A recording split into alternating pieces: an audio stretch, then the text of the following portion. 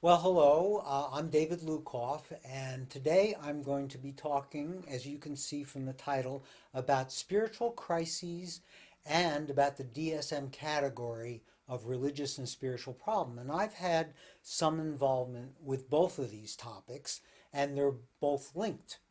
So, my spiritual crisis was an experience that lasted about 2 months, during which I thought I was a reincarnation of Buddha and a reincarnation of Christ, and I was here on a mission now to write a new holy book. And I'd love to tell that whole story, but it is available on YouTube.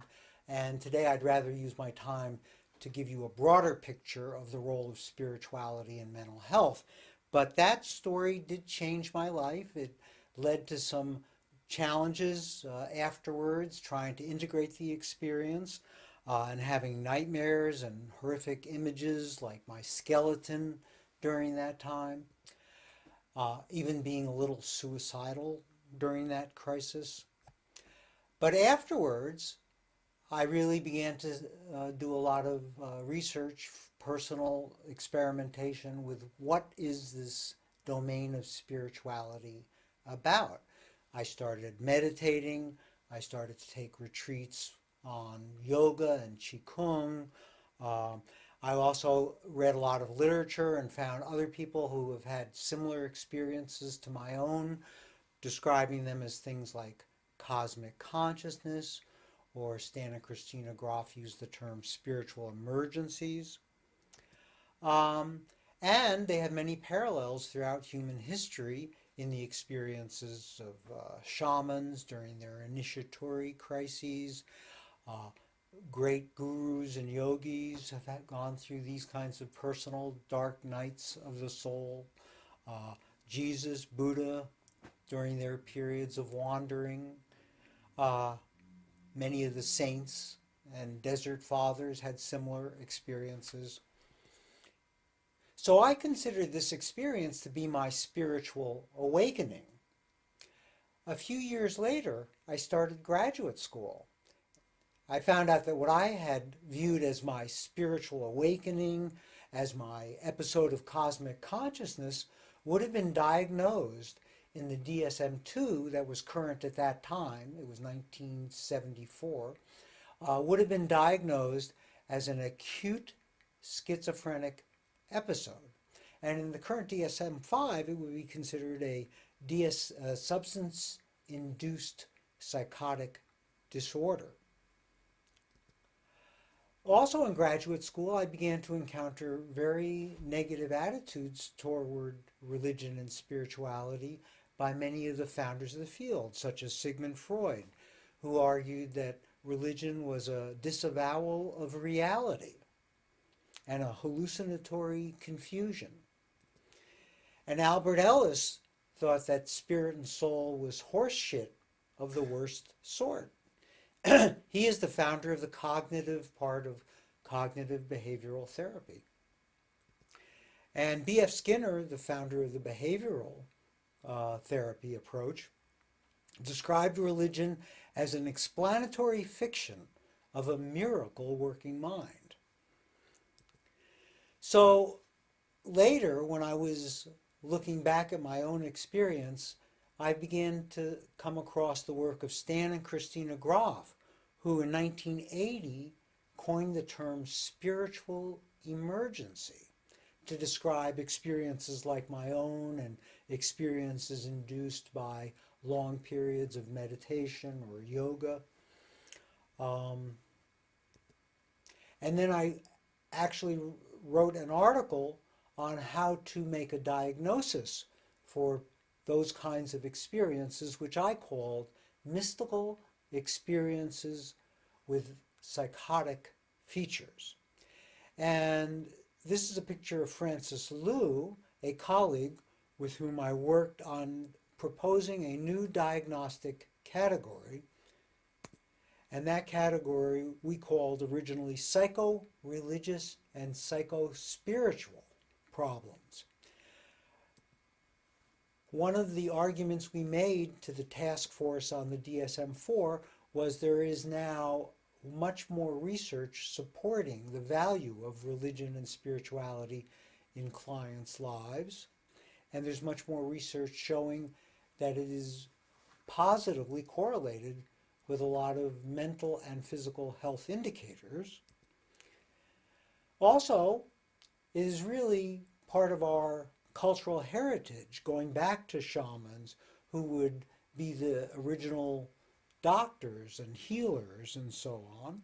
And the earliest forms of religion, like Greek religion, had their gods, Asclepius, who were associated with healing. And even the first hospitals in Europe were opened by churches, and nursing care originated in churches. So the connection between religion and healthcare is quite ancient.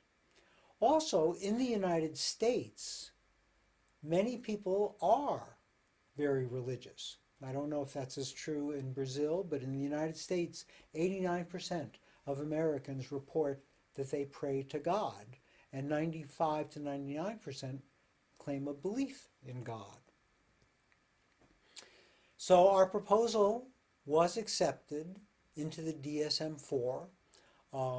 It was considered an innovation. It was reported with an article in the New York Times. It was on several different public television shows, as well as NPR radio and so on, because it really meant a shift in the position that psychiatry in particular was taking towards religious and spiritual issues, showing that they are important in clients' lives and that we as healthcare professionals, in fact, need to talk to our clients about these issues. So this is the actual category. I'll go ahead and read it out loud, and presumably this will be translated. Religious or spiritual problem.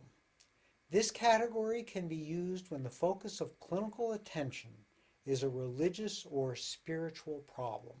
Examples include distressing experiences that involve loss or questioning of faith, problems associated with conversion to a new faith, or questioning of other spiritual values, which may not necessarily be related to an organized church or religious institution. One of the largest growing groups now in the United States are people who identify as spiritual but not religious. So it's important to use the vocabulary of both religion and spirituality when we work with clients who may themselves self-identify as being spiritual.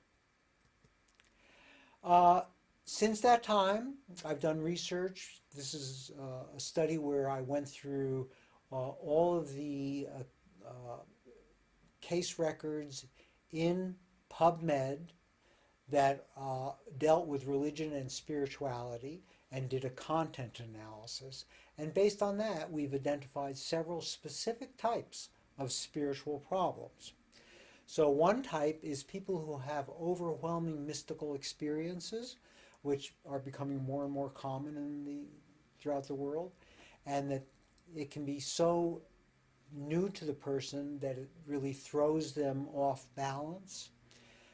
That can happen also following a near-death experiences. There are some movies about that, how it can actually be a beneficial experience, but in the short run, people can be really challenged by the new experiences involved in a near-death experience. And many people, more people are having them as medical care becomes more and more creative at bringing people back from the frontiers of dying. Psychic experiences can also be similar in that they can cause people to challenge their everyday concepts of reality. An alien abduction experiences are perhaps a new form of these experiences, and they have many similar qualities. We also know that many people can get into trouble with meditation and qigong and yoga because they study them on their own without a teacher. You can go on YouTube and find many videos telling you how to meditate, how to do qigong, how to do yoga. And actually, ultimately, I think that's incredibly beneficial to people and it's actually very good that we have those resources, but there are going to be some people who take on more than they can handle in these practices, staying up all night meditating or trying to do qigong for 36 hours in a row or something like that. So they deserve a place in our consideration of spiritual problems.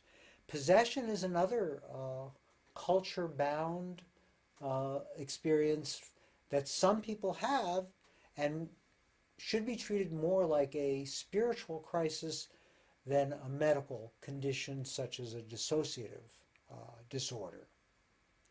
So those are examples.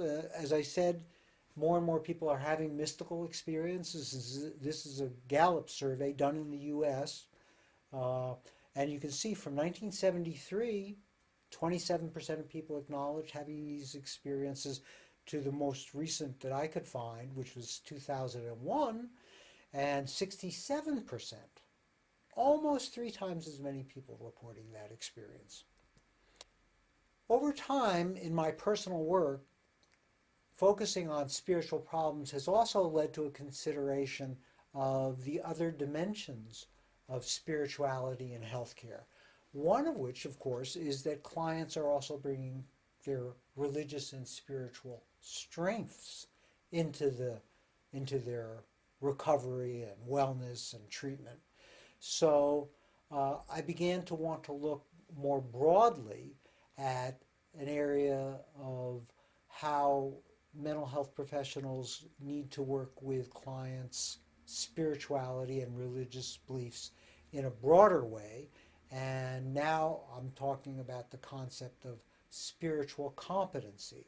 Several colleagues and I set out for the past 10 years to do research on what are basic religious and spiritual competencies that every healthcare professional should have.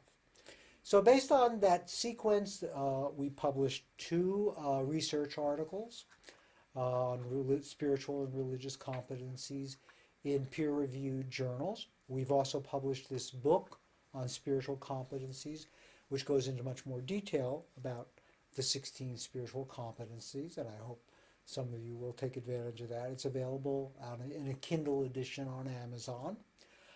Just as one example of these, because we don't have time to go on all of them, let's look at the skill of assessment, and that's on the right there. And this is the actual skill. Psychologists assess spiritual and religious background, heritage, experiences, practices, attitudes, and beliefs as a standard part of understanding a client's history. So when I do training, this is a talk, so there's no opportunity to practice these skills, but when I am in the role of being a workshop facilitator in this area, then I would start with learning how to conduct a spiritual assessment. And I will make sure that this assessment that is being shown now, that has been honed over a period about 25 years of work with clients that I've done using this interview, I'll make sure that this is available. I'll leave you with just this one question. It's a question that if this conference is set up, I would hope you can turn to a partner in the audience and actually ask them this question and answer it for them, which is, do you have any beliefs or practices that help you cope with difficulties or stress? This question, which is open-ended, will allow anybody to express any religious or spiritual beliefs or practices, and also any secular beliefs or practices that they have, such as taking walks in nature or personal meditation practices that they do on their own. Well, I wish you well in this conference, and I'm glad that you're exploring this topic of spirituality and religion, which we know is important in all of our lives.